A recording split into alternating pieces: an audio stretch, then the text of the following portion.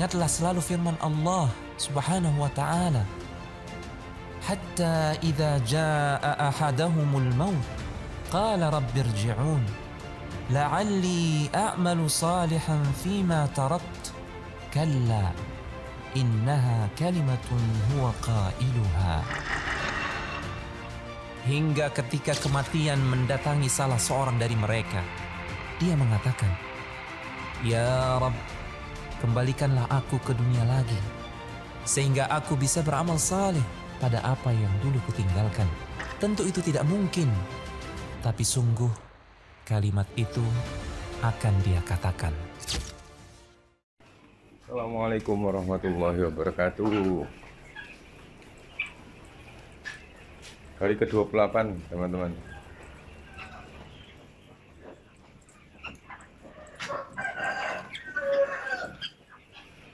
Makanya mulai kemana-mana ini. Ecer-ecer. Perkembangan puyuhnya masih oke, masih sehat. Cuacanya cuman panas banget. Jadi kita terbuka gitu. Secara perkembangan puyuhnya jelas minumnya lebih banyak karena dia kondisi panas, menghindari untuk posisi dehidrasi. Kemudian secara perkembangan puyuhnya dapat teman-teman lihat sendiri, super besar-besar. Bukan besar lagi teman-teman, tapi super besar-besar. Inilah perbedaannya yang saya bilang, artinya ini fase di mana tahapan maintenance DOG itu dari 0 sampai dengan hari ke-28 ini, atau sudah setidaknya mendekati usia 30 hari, teman-teman sudah menguasai step by step, parsial per parsialnya, sudah tidak sama lagi tentunya dengan yang sudah mungkin yang pernah dijalankan oleh teman-teman atau dilakukan oleh peternak lain. Efek domino yang didapat ya seperti ini hasilnya. Kenapa saya cenderung membuat sebuah vlog harian yang sifatnya menginformasikan perkembangan puyuh-puyuh ini tadi? Karena kebanyakan teman-teman mungkin melakukan proses brooding DOG-nya sampai dengan usia dia lewat masa kritisnya, itu kadang susah berhasilnya. Ada yang ternaknya cuma mencoba 1000, kemudian matinya bisa sampai 100-200. Nah itu yang sangat disayangkan. Meskipun kita beli, ya hendaknya kita harus memperlakukan mereka dengan sebaik-baiknya, karena ya sama teman-teman, ini makhluk Allah juga. Nah, berikanlah mereka yang terbaik, jangan sampai nanti kita berikan seperti kemarin ada yang bertanya, salah satu teman, mungkin informasi dari seliweran peternak kambing dan lain sebagainya, memberikan susu-susu yang sifatnya expired. Ya sama saja dengan kita gitu loh. Ketika kita diberikan susu expired, kira-kira mencret atau mabuk enggak? Ya sama kan dengan obat lah, sama dengan obat. Ketika obat itu kondisinya sudah expired lalu kita minum, ya pasti akan mati dampaknya. Begitu juga dengan mereka, dengan para hewan ini tadi. Jadi perlakukanlah dengan baik gitu loh. Kalau memang tendensinya kepengen ngirit, ya jangan ternak kalau menurut saya. Masukin aja duitnya di bank, itu nggak akan pernah berkurang ya kan. Nah kalau begini ya namanya kita belajar jadi peternak ini, ya semua harus dikeluarkan, semua sumber daya harus dikeluarkan dan berikan mereka yang terbaik, agar mereka nanti pada saat produksi juga memberikan yang terbaik buat kita gitu loh. Percaya atau tidak itu berdampak teman-teman. Nah jangan heran nanti ketika proses pembesaran mereka dari proses 0 menuju bertelur usia mungkin jumlah 5%, kita memberikan makan atau asumsi pakannya atau kemudian minumnya asal-asalan, maka nanti pada saat produksinya akan bermasalah juga gitu loh. Nggak mungkin dia akan sesuai dengan apa yang kita harapkan. Nah, implementasi yang seperti itu tadi, itu perlu ditekankan betul, perlu diperhatikan betul.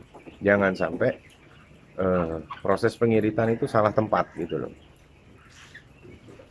Gitu teman-teman. Berpikir konteks besarnya seperti itu. Nah kemudian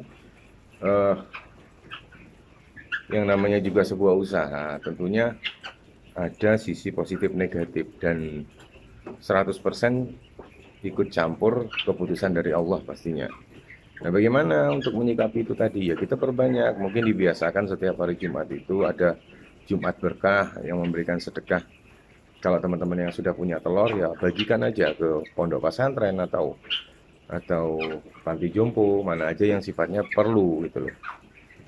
Jadi kemana saja lah, yang penting hari Jumat wajib keluar. Jumlahnya berapa ya terserah teman-teman gimana gitu loh. Kalau misalnya telurnya menghasilkan sekian, anggaplah 10 ikat, ya 1 ikat lah bagikan ke orang yang membutuhkan gitu loh. Dan hal-hal begitu itu tidak akan membuat kita jatuh miskin, itu pasti itu sudah. Tinggal kita percaya atau tidak gitu loh. Nah kebanyakan kita tidak percaya akan hal itu gitu loh. Makanya semua usaha yang kita bangun itu akhirnya jatuh bangun seperti lagu dangdut. Lah apanya yang mau ditarungkan gitu. Mungkin kita aja dititipkan amanah yang besar ya kita nggak bisa amanah kok.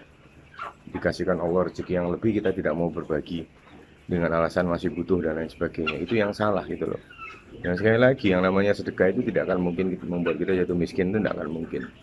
Meskipun kamu sedekahkan semuanya apa yang kita miliki, itu sudah pasti teman-teman. Nah untuk pakannya tetap masih kita kondisikan menggunakan jenis 7501. Kemarin 5 sak, sisanya masih ada 3 sak seperempat, jadi sudah dipakai sekitar 1 sak 3/4. Untuk minumnya di hari ke-28 ini masih menggunakan asam sitrat 1 gram per liter air, kemudian soda kue juga masih pakai, vitamin E selenium juga masih pakai. Nah sistem pakannya yang ada di tempat saya ini juga ya sama, semuanya sistemnya ad libitum. Coba teman-teman perhatikan, ketika panas maka dia akan lebih banyak bergerak teman-teman. Coba lihat.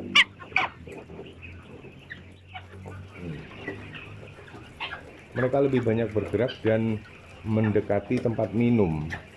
Coba perhatikan. Ini yang saya bilang harus segera saya masukin ke kandang pembesaran ini. Karena efek dominonya pasti akan bermasalah. Itu teman-teman.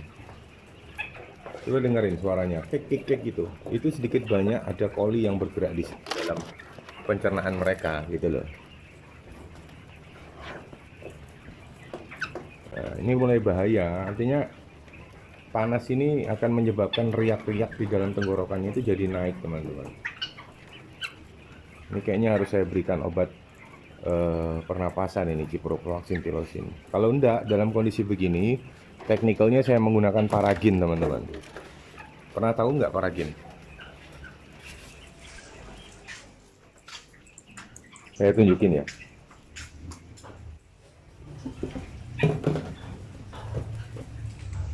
Ini namanya paragin teman-teman. Jadi paragin ini berfungsi untuk salah satunya membantu menurunkan atau menstabilkan suhu panas yang terjadi di badannya ayam, hiu. Itu kita bisa menggunakan paragin dan kondisi kritis yang urgent ya. Nah dari sini tadi kalau menurut saya ya persiapkan betul yang namanya obat-obatan di standby-kan betul, sehingga ketika terjadi problem itu kita sudah nggak ribet lagi dengan urusan-urusan demikian.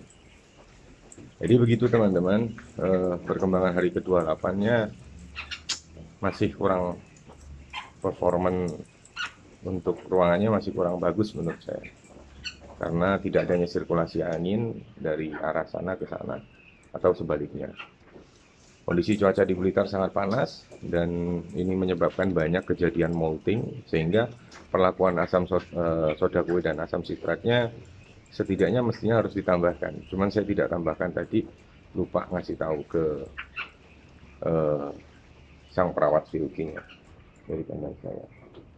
Itu teman-teman, laporan dari Mbok Devam hari ke-28, perkembangannya demikian. Obat yang masih dipergunakan juga sama. Kemudian pola pakannya juga masih sama, menggunakan 7501 yang sifatnya crumble. Jangan lupa teman-teman untuk klik like, klik kemudian berikan komentar yang positif dan membangun, dan jangan lupa klik subscribe agar teman-teman juga mendapatkan updatean video seputaran peternakan puyuh dan ayam yang biasanya setiap hari akan saya bagikan. Dengan tujuan dan harapan semoga teman-teman dapat mengambil sisi positifnya dan buang negatifnya. Semata-mata untuk tujuan agar peternakan kita bisa menghasilkan telur-telur yang maksimal, kemudian hewan-hewannya juga sehat walafiat. Sampai ketemu di episode selanjutnya. Wassalamualaikum warahmatullahi wabarakatuh.